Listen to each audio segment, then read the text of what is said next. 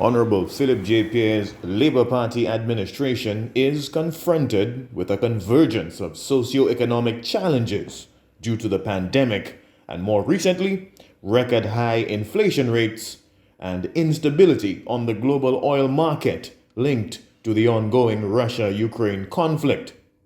St. Lucians, like the rest of the world, are negotiating the sharp increases in the cost of goods and services associated with these external shocks.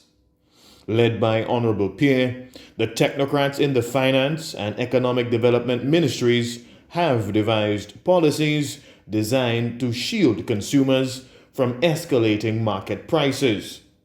Gemma Lafay is the Director of Research and Policy in the Ministry of Economic Development. During a June 30th news conference, Lafay explained government continues to forego tax revenue on retail petroleum products to subdue sharper price increases at the pumps.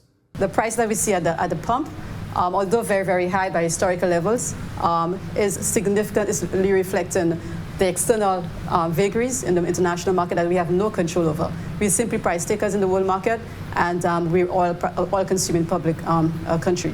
So the government has tried to provide relief for years, since June 2021 last year till about March of 2021 of this year. The government kept the prices stable to basically to shield consumers from the rising price that actually started back then. But when the war broke out in Ukraine, the government wasn't able to continue to basically provide to cover that sort of shield to that extent, and there were incremental increases. But yet still, despite these increases in the retail prices, the government's tax take has gone down significantly to negligible amounts, and in some cases to negative revenue.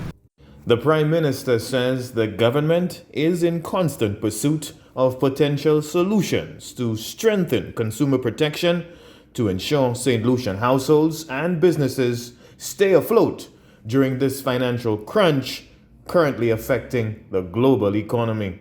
Government had not intervened in the fuel prices.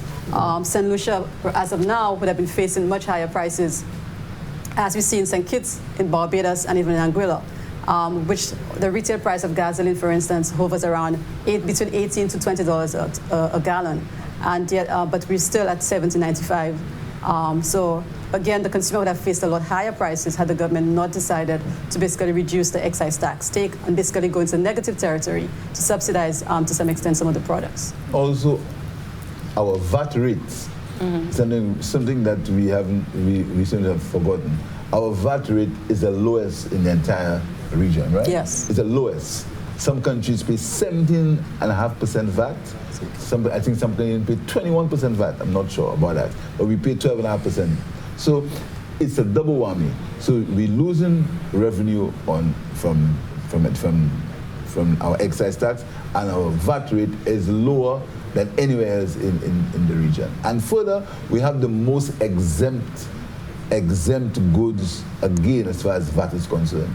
The cost of oil is directly linked to the cost of consumer goods and some services, according to financial experts.